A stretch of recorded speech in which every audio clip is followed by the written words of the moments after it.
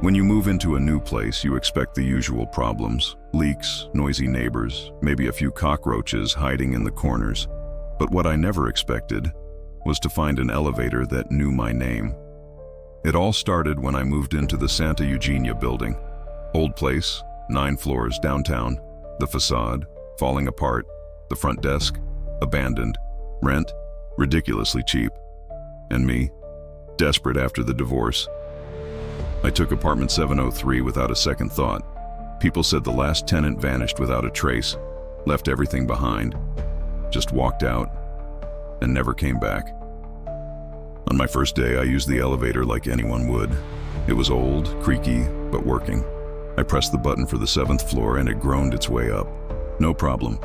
But the next day, I ran into my neighbor walking up the stairs. I said, "Hey, the elevator's working, you know." She looked at me strangely and whispered, "It's safer to take the stairs." I thought she was just being superstitious, but then the weird stuff started. The ground floor button took forever to light up. The elevator would move on its own at night. I could hear it descending, doors opening, then going up again, empty, like it had picked someone up, or dropped someone off. One night around 2 a.m., I went down to grab food, hit the ground floor button, but the elevator stopped on the 4th. The doors slid open slowly, and everything was pitch black. Not a single hallway light, and I felt something there, something watching me. I slammed the close door button over and over. When the doors finally shut, it went down, but the feeling stayed, like something had entered the elevator with me. After that, the doors started opening on their own every time I walked by. Ding. Just opening. Waiting. I began taking the stairs instead, but the air on the 7th floor got heavier, like something was always waiting at the end of the hall. Then the dreams began. I'd be in the elevator, but there were no buttons, no mirror. The walls were closing in, and in the corner, a tall, thin figure, face distorted, blank. Every time I woke up, there were red marks on my neck, like cold fingers had been wrapped around it. One night someone knocked on my door, 3 times, loud. I looked through the peephole. No one, but on the floor, a folded note, handwritten in shaky letters. "You already went down, but she doesn't let anyone return." I asked the janitor about the old tenant. He just muttered, said the elevator was alive, that something lived in it, and it wanted out. I found a notebook in the back of the closet, filled with erratic writing, strange sketches. Over and over, one sentence: "Don't look into the mirror in the elevator. She's right behind you." That night, every mirror in my apartment cracked, in the same place, right where my silhouette usually appeared.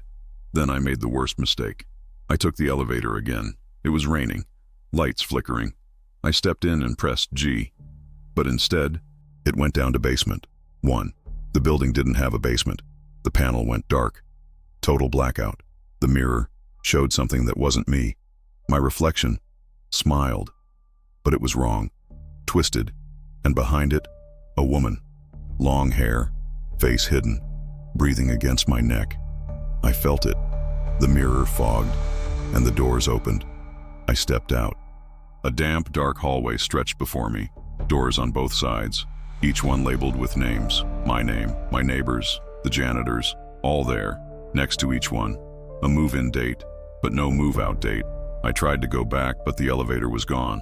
Just a wall, just silence. I ran, screamed, until the concrete cracked and the elevator appeared again. I stepped in, hit 7. It went up, but when the doors opened, everything was off. The hallway aged. My apartment, sealed with boards. I ran outside, but the world had changed. Years had passed. My phone, no service. My reflection, gone, from every mirror, every screen.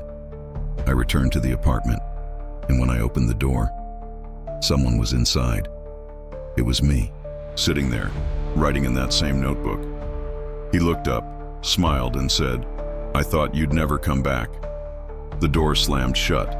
Now every time someone moves into apartment 703, the elevator works fine for a few days. Then it starts going down again. If you ever enter an elevator, and it stops on the wrong floor, don't look in the mirror.